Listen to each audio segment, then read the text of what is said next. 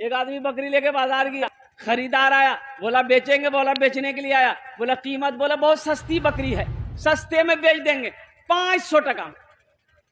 तो खरीदार बोला कि रे बा एक रोदी में खराब चाहिए ये 500 टका में बकरी बेची। बोले भैया बकरी कोई बीमार जाऊं तो की हो? बोले नहीं बकरी बीमार नहीं है, लेकिन एक शर्त है, इस बकरी को जो भी खरीद कर लेकर जाएगा रोजाना हम उसके घर आएंगे, इस बकरी की एक झलक देखेंगे। बोले का है? बोला इसलिए कि इस बकरी से हम बहुत प्यार करते हैं। तो खरीदार सोचा कि मेरा घर है जोंकी, मेरा घर है चिलनिया, ये आदमी है जोंकी का, ये रोजाना कैसे आएगा जाएगा? 2-3 दिन, 1-2 दिन आएगा, थक जाएगा, आना बंद हो जाएगा। बोले भैया हमको मंजूर है, ये 500 रुपया लो, बकरी दे दो, तुम रोज मेरे घर आना, कोई चिंता नहीं। बकरी लेकर गया, भी पूछी कितने में लिए? बोला बहुत सस्ते में मिल गई। ठीक सुबह वो बकरी वाला पहुंच गया। अब भाई मेहमान आएगा घर में, कुछ हल्का फुल्का नाश्ता देते कि नहीं देते? अरे बोलो नहीं, देशे कि नहीं हो? चाय दिया, बिस्किट दिया, नमकीन दिया, खा लिया, बैठा है, जा ही नहीं रहा। 9 बज गया तो उसकी भी बोली कि नहीं थी की हो? बोला कि जो रोटी खाइएगी तू, रोटी बना दो। रोटी खाया, चला गया। फिर कल आया, जब 5-6 दिन हो गया तो उसकी बीवी बोली ये कौन बकरी खरीद के लाया? इसको मना कि ये कल से नहीं आएगा, 1-2 ठो रोटी खाता है, 10-10 ठो रोटी खाता है। ये बेचारा बोला कि अल्लाह के बंदी, भला मेहमान को मना किया जाता है? अच्छा अब आना बंद हो जाएगा। हफ्ता दिन हो गया, बीवी बोली अब मुझसे बर्दाश्त नहीं हो रहा, इसको यह बोलिए कि कल से नहीं आएगा। बोला अच्छा एक आइडिया मेरे दिमाग में है, बोलना क्या है?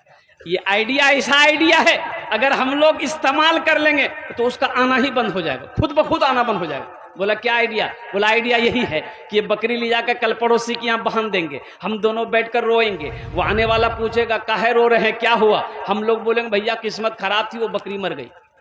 और जब बकरी मर गई तो आएगा? अरे बोले भाई बकरी मर गई आएगा? दोनों बैठा रो रहा है, आने वाला पूछा क्या हुआ? बोला भैया बहुत किस्मत खराब, जे रब बकरी ले ना बकरी मरी गई। बोला अच्छा। वहीं चारपाई थी, बैठ गया। बीवी से बोला जल्दी नाश्ता बना खिला देगा। नाश्ता खाया, चारपाई में सो गया, दोपहर का टाइम हो गया।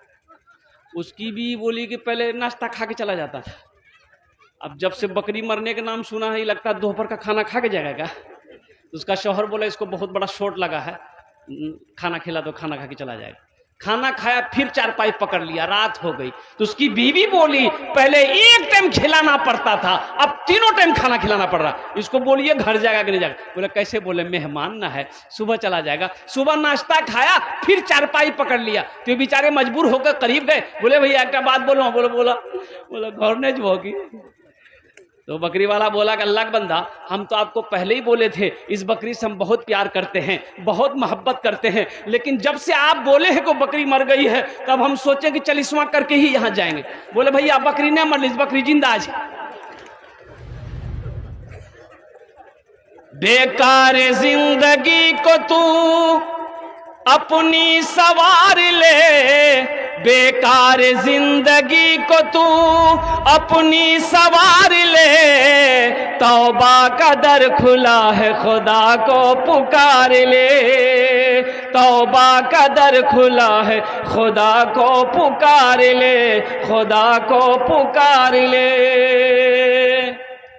वुजू बनाकर जो मस्जिद के अंदर दाखिल हो जाता है, उलमा फरमाते हैं कि वो अल्लाह का मेहमान हो जाता है। और कुर्बान जाइए, वो जब तक मस्जिद में रहेगा वो जन्नत में टहलता रहेगा। बड़ा ऊंचा मकाम है। लेकिन हमारे बच्चों को, नौजवानों को, बहुत सारा नौजवान ऐसा है जिसको वजू का तरीका मालूम नहीं है, वजू में कितने फराइज हैं, नमाज में कितने फराइज हैं, नमाज के कितने शराइत हैं, नमाज में कितने सुनन हैं, नमाज में कितने वाजिबात हैं। हमारे नौजवानों को तो वजू का मसला मालूम नहीं। बहुत सारे नौजवान हैं वजू का मसला मालूम नहीं है, वजू में कितने फर्ज हैं। हमारे वो बुजुर्ग भी हैं, नमाज पढ़ते पढ़ते 40 साल का अरसा गुजर गया, बूढ़ा हो गया, लेकिन उसे पता ही नहीं कि वाजिबात नमाज क्या है। नमाज कब फासिद हो जाती है, सजदा सा कब लाजिम आ जाता है, वाजिब हो जाता है, मालूम ही नहीं। जुमा का दिन है, अब ठीक टाइम एक जुमा एक लड़का वजू बना रहा था बैठ करके, उसका एक दोस्त आया, बोला की करिए, बोले वजू बनाओ। बोला अल्लाह वजू चक्र मेरे नमाज छुटी, तू चल चल। लोटा वहीं छोड़ दिया, मस्जिद चला गया।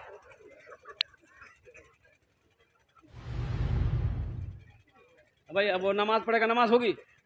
अरे बोलो ना भाई, नमाज पढ़ेगा, नमाज होगी? बगैर वजू का जाके जमात में खड़ा हो गया, एक रकात छूट गई, एक रकात मिली, तो सलाम के बाद अपने दोस्त का शुक्रिया अदा किया।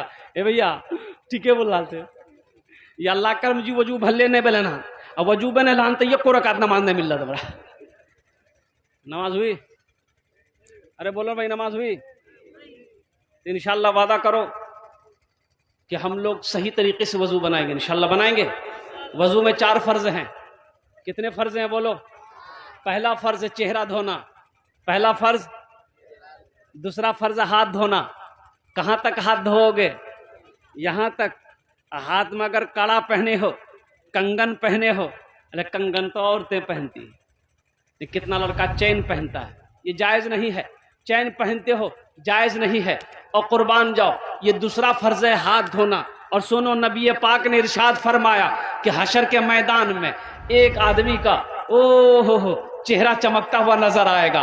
हाथ वजू में जहां तक धोएगा वो हाथ वहां तक चमकता हुआ नजर आएगा। सुभान अल्लाह बोले दमाज। वजू में आप जहां तक हाथ धोएंगे, यहां तक धोएंगे, यहां तक चमकता हुआ नजर आएगा। अगर आप यहां तक धोएंगे तो इंशाल्लाह ये भी हाथ आपका चमकता हुआ नजर आएगा। ये दूसरा फर्ज है हाथ धोना। तीसरा फर्ज है सर का मसा करना, चौथाई सर का मसा करना, और चौथा फर्ज है पांव को धोना। तो कै फर्ज हुए भाई? बोलिए कै फर्ज हुए? और गुसल में कितने फर्ज हैं? अगर गुसल ना हो तो वजू होगा, अगर गुसल नहीं हुआ, बदन पाक नहीं हुआ, वजू बनाएंगे, वजू होगा। और वजू नहीं हुआ तो नमाज होगी। इसलिए जानना जरूरी है।